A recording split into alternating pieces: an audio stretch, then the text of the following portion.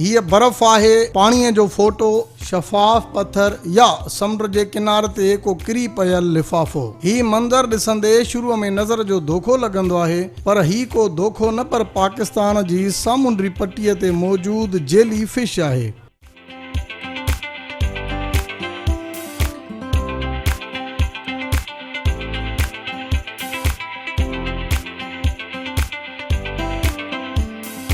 Jelly fish के मोहाणा सिंधीअ में लांगारो चवंदा आहिनि। जेली फिश अप्रैल खां अगस्त ताईं समुंड में आम थिए थी। मच्छीअ जो ही क़िस्म जेली जीअं नरम थिए थो, अधु खां 1 फुट वेकिरो, जिस्म 1 किलो खां 1.5 किलो वज़न रखंदड़ ही सामुंडी जीवत समुंड जे लहरनि ते लुढ़ंदे कराची सी व्यू खां बलोचिस्तान जे आरमाड़ सामुंडी पटीअ ते ॾिठी वेंदी आहे। हिन मच्छीअ जे पेट में 80 खां 98% पाणी भरियल हुजे थो। समुंड मां ॿाहिरि ईंदे ई हिन जो वज़न तमामु घटिजी वञे थो, पर मोहाणा हिन मच्छीअ खे पकड़ींदे लूण ऐं केमिकल में विझी छॾनि था, जंहिं बाद हिन जो वज़न 45% वधी वञे थो। सबूत आहिनि त ही मच्छी डायनासोर खां बि अॻु मौजूदु हुई। जेली फिश सिंडेरिया फैमिली जो हिसो आहे। जेली फिश में का बि हॾी नाहे थींदी, दिलि, दिमाग़ ऐं अखियूं बि न हूंदियूं अथसि। जेली फिश जो वात विच जिस्म में थींदो आहे ऐं नंढियूं नंढियूं ॿाहूं हूंदियूं अथसि। जेली फिश जा कई क़िस्म ज़हरीला आहिनि, जेकी ॾंग हणनि त माण्हू मुश्किल ई बची सघे। संदसि सरासरी उमिरि 1 साल ॿुधाई पई वञे। जेली फिश नंढियूं मच्छियूं, झींगा ऐं सामुंडी ॿूटा खाए त कुमी वरी जेली फिश शौक़ सां खाइनि। पाकिस्तान में जेली फिश जा 50 क़िस्म आहिनि। संदसि 2 क़िस्म असली ऐं झंगली मशहूरु आहिनि। 2005 खां अॻु मोहाणा इन मच्छीअ खे नफ़रत भरी निगाहुनि सां ॾिसंदा हुआ। जेकॾहिं मोहाणे जे ॼार में हीअ मच्छी ग़लतीअ सां अची वञे त उन मच्छीअ खे मनहूस मच्छी सम्झी ॿीहर समुंड में फिटो कयो वेंदो हो। 2005 खां पोइ मोहाणनि खे ख़बर पई त ही मच्छी मनहूस न आहे, पर जंहिंखे लभे तंहिंजा घर ई सोना थी वञनि। मोहाणनि खे ख़बर पई त जेली फिश यानी लांगारे खे चीन, जापान ऐं कोरिया जा माण्हू वॾे शौक़ सां खाइनि। चीन में त लांगारे जी वॾी मंडी आहे। पोइ ही मच्छी चीन ॾांहुं एक्सपोर्ट थियणु शुरू थी वई ऐं हिन वक़्तु बि हिन मच्छीअ जो कारोबार चीन में उरूज ते आहे। मोहाणनि सिंध टीवी न्यूज़ सां ॻाल्हाईंदे चयो त जेली फिश खे लांगारो मच्छी सॾियो वेंदो आहे। ही उन मच्छीअ जे वेझो न ईंदा आहिनि ऐं न ई वरी इस्तेमालु कंदा आहिनि। कुझु सालनि खां हिन मच्छीअ खे चीन में इस्तेमालु कयो पियो वञे, इन करे हीअ मच्छी चीन ॾांहुं एक्सपोर्ट कई वञे थी।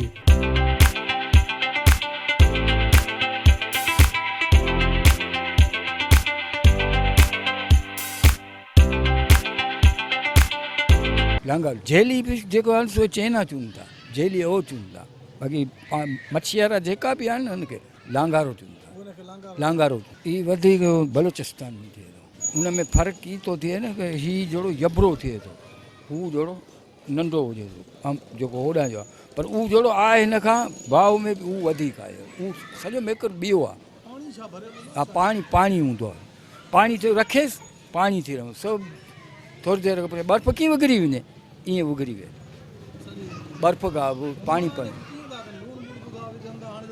ई जेको लूणु जेको आहे न, ई जेका आहे खणनि था न वापारी, ओ विझनि था। जेको मारीनि था, इहे नथा विझनि। हा, जेका मोहाणा मारीनि था, इहे लूणु हुन में नथा विझनि। हा, वाह, जहिड़ो लूण जे करे जहिड़ो जले रहे थो, पोइ ॼमी रहे थो, वज़न बि वधी सघे थो ऐं पुगरंदो कोन। हिन में मच्छी पाण झले थी, हिन मंझि लांगारे में पई वेंदी न, इलाही बचा आहे। जीअं माण्हू कीअं छिट खणी हले थो, ईअं मच्छियूं हुन मंझि पई वञनि थियूं। मच्छियूं हिनखे ॾिसंदे ई भॼी वेंदियूं। न मच्छियूं भॼनि, मच्छियूं पाण खे खेनि थियूं। हा, हीअ आजमी थो कनि, ॾिठो आहे तॾहिं आऊं कयूं थियूं। मच्छियूं पाण खे खेनि बि थियूं ऐं हिन जो जहिड़ो पाण जहिड़े हिसाब सां छिट जलियूं मथां छांई लाइ करे या बारिश लाइ करे, ईअं जहिड़ो उन लाइ मच्छी लाइ करे जहिड़ो ई बचा आहे लांगारो। हीउ लांगारो जेको आहे यबरो जेको हेॾो थिए थो। हा, नंढा बि थियनि था, पर उहो नंढो वरी जहिड़ो बेकार आहे कम जो कोन, इनखे खपे वॾो जहिड़ो। हा, हुते बि हिसाबु आहे, हुते बि जेको बचो जेको आहे न, उहो सभु बेकार कनि था।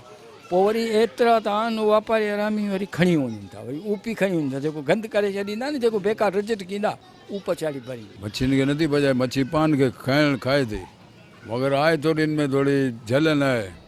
रच में अचे थो असांजे त थोरी जलन थिए थी, हिन खां माण्हू भॼंदा, वरना अहिड़ी न आहे। असीं सिंधियुनि खे लांगारो चऊं था, लांगारो, ऐं हिनखे अंग्रेज जेका आहिनि सो जेलीफिश चवनि था अंग्रेज। हा सफ़ा जेली वांगुरु आहे, सफ़ा वॾी न न, सफ़ा जेली वांगुरु, सिंधी जेली, तो अंग्रेज हुनखे जेलीफिश चवनि था। मगर आहे अहिड़ी ॻाल्हि न आहे हिन में, असांजी रच में अचे थो त उनमें थोरी जलन थिए थी, थोरी जलन आहे, इन खां माण्हू भॼनि था, वरना हिन में अहिड़ी ॻाल्हि न आहे। उनजो हिकिड़ो टाइम थिए थो, दरिया में हुजे थो, और टाइम खां बाद वरी हलियो थो वञे, ख़बर न आहे केॾांहुं वञे। असांखे असांजे मोहाणा बलूचिस्तान में वञनि था न, हुनखे ख़ूब उन में धंधो कनि था। हा उहो वञे थोरो ॿिए क्वालिटी जो आहे, हिते असां वटि कराची में ॿिए क्वालिटी आहे, हुते हुते हुते बलूचिस्तान ॿी क्वालिटी आहे, हू थोरो भाव में वधारे आहे।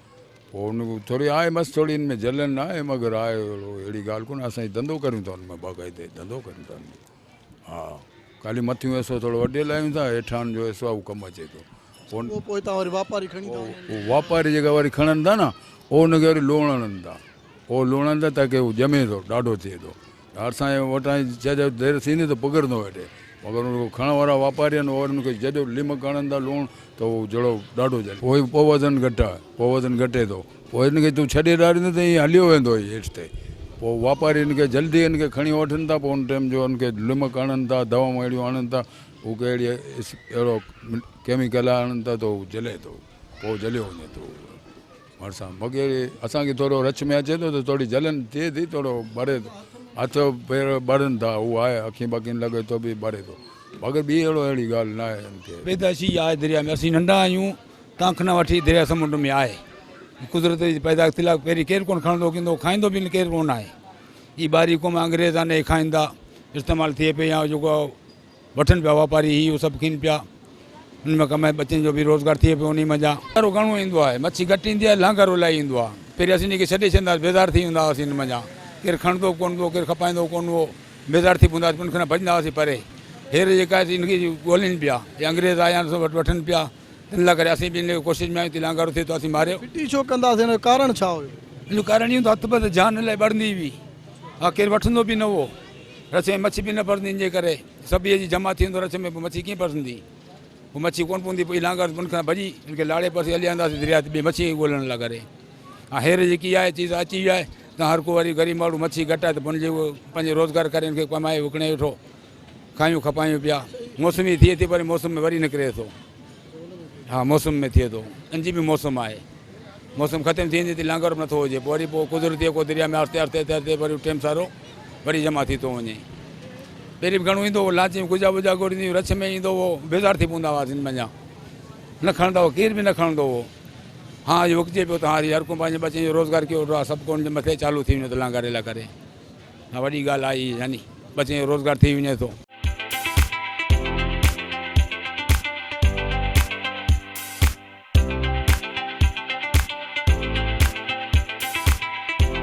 जेली फिश जेकी अहिड़ी चीज़ आहे की मतिलबु दरिया जी सलाद आहे, इन सां मछली भॼे कोन थी, मछली इन खाए थी, हिनखे मछली जो सी फूड आहे, मछली खाए थी, हिनखे मछली में पेट भरे थी, ऐं कोई 80% नथो घटे, इन में तक़रीबन जेको 100% आहे त इन में तक़रीबन 40% घटे थो, जंहिंमें लूणु ऐं फिटकड़ी आहे, जो केमिकल चवंदो, केमिकल कोन आहे, लूण जो कमु आहे उनखे सख़्तु करणो, फिटकड़ी जो कमु आहे उनखे साफ़ु बिल्कुलु शीशे जहिड़ो करणो, उनखे वॉश करे रखनि था, जंहिंखे चीन चाहे असां पाकिस्तान में बि खींदासीं, पाण बि खाधा आहियूं, उहो हिकिड़ो सलाद में हिसाब में अचे थो, जंहिंजी मेडिकल करायो वियो आहे कि 100% इंसान लाइ करे सुठी चीज़ आहे, इहा कोई नुक़सानदेह चीज़ कोन्हे की।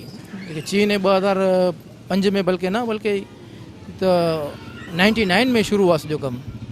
ॿार जेको आहे इहो वॾो चवंदो आहे, हिनखे चवंदो आहे पात चवनि था, हीअ दरिया में समुंडी थिए थो, नार में जेको थिए थो, इहा लांगारो हिनखे हीअ बहितरीनु फुट आहे, हीअ तक़रीबन हिकिड़ो बिल्कुलु मथे पाणी बुबलो थियो उते पैदा थिए थो, पोइ वॾो थिए थो। पहिरीं असांजे माइग्रनि मां बेज़ार हूंदा हुआ, लेकिन अलाह साईं कहिड़े हिसाब सां रोज़ी कढे थो, इन हिसाब सां जेको आहे न हीअ इंसान लाइ करे 100% सुठी चीज़ आहे। ऐं हीअ सिर्फ़ु हिन में जा कोरमू या सालनो नथो तयारु थिए, हीअ सिर्फ़ु हिकिड़ो सलाद में कमु अचे, पंहिंजे गजर मूरी थी वई, बसर थी वियो, इन हिसाब सां सी फूड में पंहिंजे सलाद में कमु अचे थो। पूरी सीज़न हूंदी आहे, लेकिन नंढो बच्चो हूंदो आहे त पोइ आहिस्ते आहिस्ते वधे थो, 2-3 महीना हिनखे लॻंदा तयारु थियण में। ऐं चैनल में जेको थिए थो, जेको असल नार में, उहो थिए थो किले जो 1.5 किले जो, ऐं खुली ओपन सी में जेको थिए थो उहो 10 खां 15 किले तक थिए थो, वॾो थिए थो, लेकिन रेट में जेको आहे सो नंढो वधीक आहे। रेट में नंढो वधीक आहे, इन करे उहो तक़रीबन बहितरीनु क्वालिटी जो ऐं ॿाहिरि जेको आहे उन में जलन वधारे आहे ऐं उहो जेको आहे तक़रीबन इंसान जे जिस्म ते वधारे ख़ारिश करे थो, वधारे नुक़सानदेह आहे। लेकिन उनखे बि फिटकड़ी में नमक में विझी हलाइनि था, उहो सलाद में ई कमु अचे थो। चाइना वञे थो पंहिंजी हिन वॾी होटली में, हिते बि खीन था माण्हू, असीं पाण बि खाधा आहियूं। मतिलबु जीअं गजर, मूरी, बसर ऐं सलाद में कमु अचे थो ऐं इंसान लाइ करे 100% सुठी चीज़ आहे। असां हिनखे लांगारो चवंदा आहियूं, मोहाणा जेको आहियूं कराची जा। हीअ माना जेको आहे सो अॻे त असांजा माण्हू बिल्कुलु हिनखे गेना ॾींदा ई कोन हुआ, ही कंधी भरे अची पई रहंदी, पोइ हुनखे फिटो कंदा या परेशान कंदी, वक़्त जो ज़ियान कंदी। पर जॾहिं ही चाइना हिनखे खणणु लॻो त माण्हू हुनखे जेको पकड़णु लॻा ऐं माना सेल करणु लॻा, विकिणणु लॻा।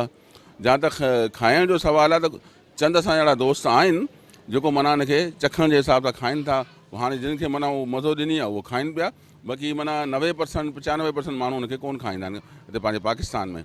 चाइना त बिल्कुलु हुनखे वधीक खाईंदो आहे, उहो त वैसे ई माना जेको जिन आहिनि हर शइ खाई वेंदा आहिनि, त जेली फिश खे बि खाईंदा आहिनि। हा, हीअ बलूचिस्तान में वधीक थिए थी, छो कि बलूचिस्तान में घणा अहिड़ा जार आहिनि जेको ममनू बोर आहिनि, उहे पोखिया कोन था वञनि, हुते माना बैंड लॻल आहे। ऐं सिंध जे कोस्टल बेल्ट ते बैंड लॻण जे बावजूद बि जेको आहे सो जीअं बूलो आहे, चप्पल गुजो आहे, वायरनेट आहे, इहे इन माना उनजी घणी माना पोख थींदी आहे। हालांकि गवर्नमेंट ऑफ सिंध जे तरफ़ां, पाकिस्तान जे तरफ़ां, हुकूमत जे तरफ़ां हिन ते बैन लॻल आहे, ममनू आहे बोर आहे। लेकिन पोइ बि माना ॼार पोख पाइनि त हिन में ओवर फिशिंग थींदी आहे, उन में हर बला अची वेंदी आहे। ज़ाहिर जॾहिं हर बला ईंदी आहे त उहो शइ घटी वेंदी आहे। बलूचिस्तान में छो कि साहिल जेको आहे उहो पहाड़ आहिनि, जिस मथे ख़ुश्की ते हुननि जा पहाड़ आहिनि, इहे समुंड में पहाड़ आहिनि। पंहिंजो जेको सिंध जो कोस्टल बेल्ट आहे उन ते माना जीअं मथे रेतीली ज़मीन आहे, समुंड में बि रेतीली ज़मीन आहे, त उन में बि चप्पल गुजो गिरींदो आहे, फासनो कोन आहे। हुते छो कि जबल आहिनि पाणी जे अंदरि, त उहो गुजो गिरींदा आहिनि त फसी पवंदो आहे। अहिड़ा माना वायर पोखींदा आहिनि त बि घणी जायुनि ते फसी पवंदो आहे। उते फिश वधारे ग्रोथ कंदी आहे, माना बतल हूंदी आहे जबलनि जे करे, तंहिंमें माना हुते उहा शइ घणी थिए थी। हर मच्छी हुते सरियाब आहे, माना पाणी वांगुरु न, पाणी वांगुरु आहे, माना थेली वांगुरु आहे। त पाणी थिए थो, वापारी वरी हिननि खे जेको खणनि था उहो माना हुनखे नमक वग़ैरह लॻाए हुनखे जेको आहे ख़ुशि कनि था, उन में उहा सख़्तु थी वेंदी आहे ऐं हुनजे इस्तेमाल में ईंदी आहे।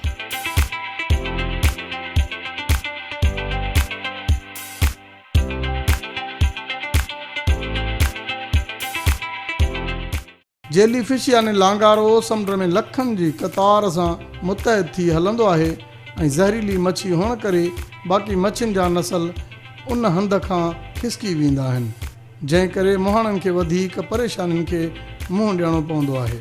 मच्छीअ जी सिंध जे सामुंडी पटीअ ते 112 मीटर टन ऐं बलोचिस्तान जी सामुंडी पटीअ ते 7454 मीटर टन पैदावार थिए थी। सिंध टीवी न्यूज़ सां ॻाल्हाईंदे फिशरीज़ जे ऑपरेशन डायरेक्टर अनीसा मंसूमरो ऐं पाकिस्तान फिशरीज़ एक्सपोर्टर्स एसोसिएशन जे चेयरमैन मोहम्मद ज़फ़र कुंडी जो चवणु हो त जेली फिश नरम ऐं बेवज़न थिए थी। हिन मच्छीअ जे ज़हर सबबि समुंड मां ॿियूं मच्छियूं हिकु हंध खां ॿिए हंध ॾांहुं खिसकी वञनि थियूं।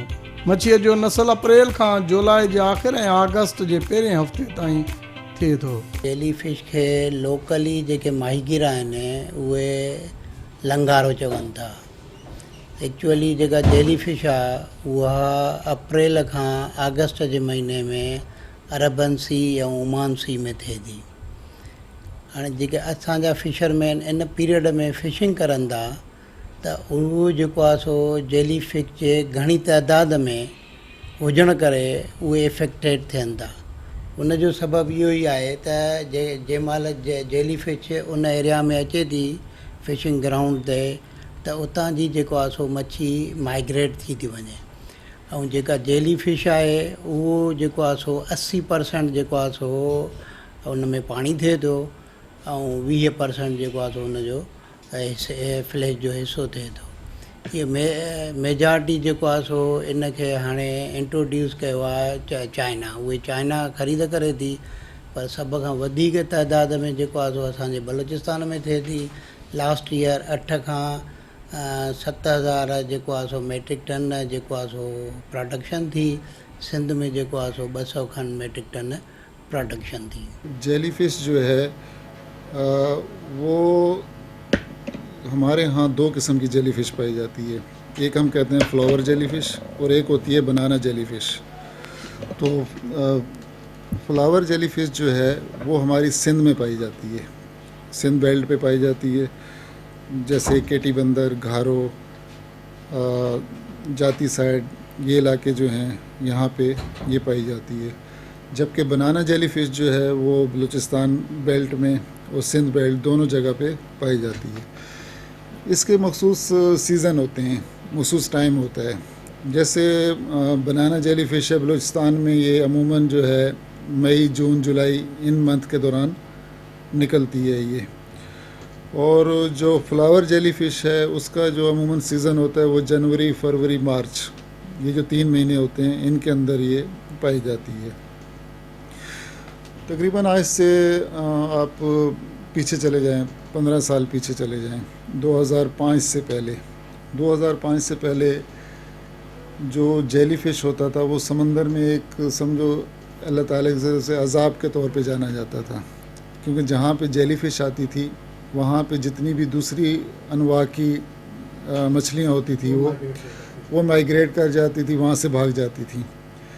क्योंकि जब जेलीफिश का जो स्ट्रक्चर आप देखें ना उस मछली को, जब वो सांस लेता है ना तो सांस लेने के दौरान जो ऑक्सीजन वो छोड़ता है हाँ, वो दूसरी मछलियों को नुकसानदेह होती हैं, उनके लिए एक ज़हर कातिल की तरह होती हैं। तो कोई भी मछली इनके करीब नहीं रह सकती।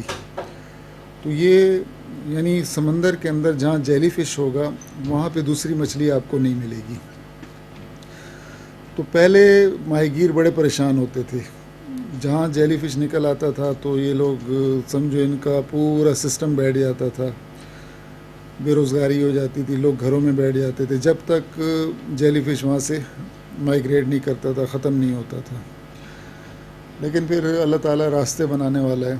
तो 2005 के बाद जो है कुछ चाइनीज़ आए, उन्होंने इसको देखा, इसकी प्रोसेसिंग की और प्रोसेसिंग कामयाब हुई, तो आहिस्ता आहिस्ता इसकी प्रोसेसिंग शुरू हुई और एक्सपोर्ट शुरू हो गई इसकी। माहीगीर पकड़नि था त उन में स्किन वग़ैरह जी डिज़ीज़ थिए थी, पोइ उनखे वरी हैंडलिंग करनि था लूणु वग़ैरह हणी करे, पोइ खणी अचनि था। अॼुकल्ह चाइनीज़ उन्हनि खे मतिलबु प्रमोट करनि था त भई इहे तव्हां पकिड़े अचो त असां तव्हां खां वठंदा, त पोइ जेका उते ऑन बोर्ड हैंडलिंग करनि था उहो उनखे पकिड़े वरी पोइ जेको आहे सो लूणु वग़ैरह हणनि था, त पोइ वरी जेको आहे सो हिते खणी अचनि था फैक्ट्रियुनि वग़ैरह में। बलूचिस्तान खे इन करे वधीक थी थिए त उतां जेको आहे सो उनजो ईरान जो समुंड बि लॻे थो, तंहिंजे करे जेको असांजूं जेके बोट्स आहिनि मोस्टली फिशिंग बि उते ई थियूं करनि, इन जे करे जेको आहे उतां जी क्वांटिटी वधीक अचे थी। इसकी जो प्रोसेसिंग है वो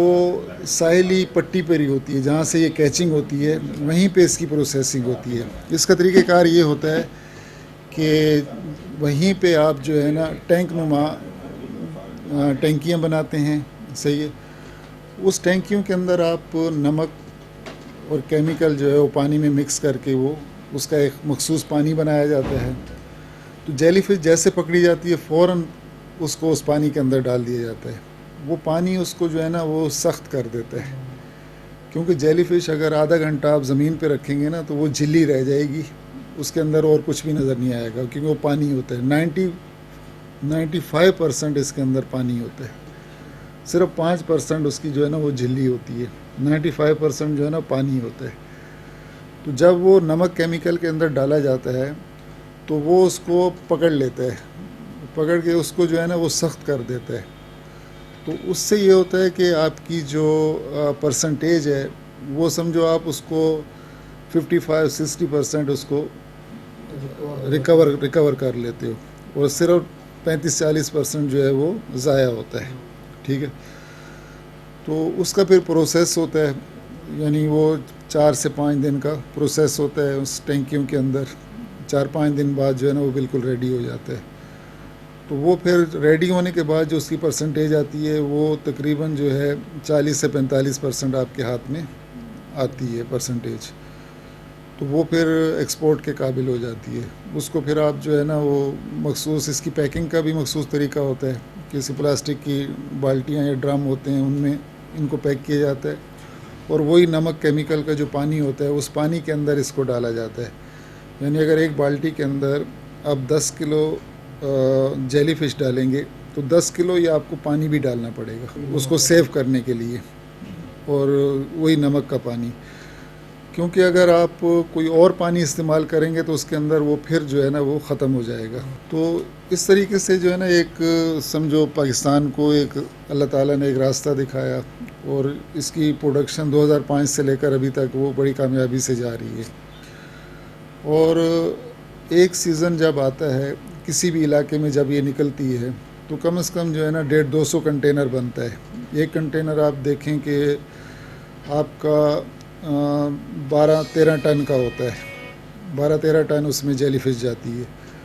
तो आपके तकरीबन 150-200 कंटेनर बनते हैं इसके किसी भी एरिया में जब ये निकलता है। सिंध में निकलेगा, जिस एरिया में निकलेगा तो 150-200 कंटेनर वहाँ बनता है ये।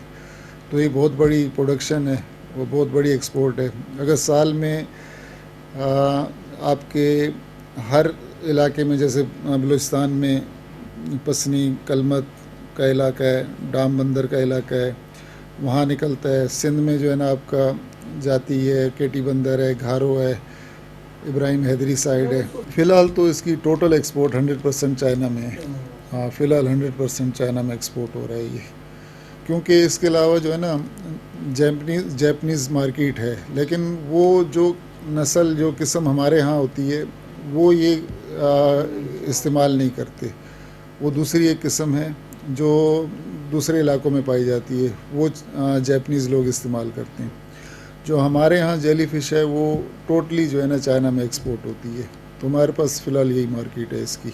जेलीफिश लांगारो कुदरती डाइट फूड है। गन में पानी ऐं प्रोटीन जझे मिक़दार में मौजूदु आहे। नेशनल जियोग्राफिक जी हिक रिपोर्ट मूजिब मच्छी चीन जे रिवायती दवाउनि ठाहिण में भी इस्तेमालु थिए थी। हिन ख़ुश्क जेलीअ खे कुझु कलाक पाणीअ में रखी हिन जो लूणियाट ख़तमु कयो वेंदो आहे, जंहिं बाद उनखे मुख़्तलिफ़ फ्लेवर्स सॉसेस सां इस्तेमालु कजे थो। जेलीफिश या लांगारे जी घणे इस्तेमालु करे थाईलैंड ऐं चीन में इन जे सुकार ते पाबंदी वधी वई आहे, जॾहिं त अमेरिका ऐं भारत उनखे पंहिंजे सरहदुनि खां ॿाहिरि विकिणनि था। जेलीफिश जंहिंखे मोहाणा लांगारो चवनि था पिया, हिन जी पैदावार सिंध ऐं बलोचिस्तान जे सामूंडी पटीअ ते थिए थी पई, पर हितां जो माण्हू हिन खे नथो खाए, जॾहिं त चीन में हिन जो वापारु तो चीनी हिन खे वॾे शौक़ सां पसंदि कंदा। कैमरामैन वकार शेख सां बशीर संजराणी, सिंध टीवी न्यूज़, कराची।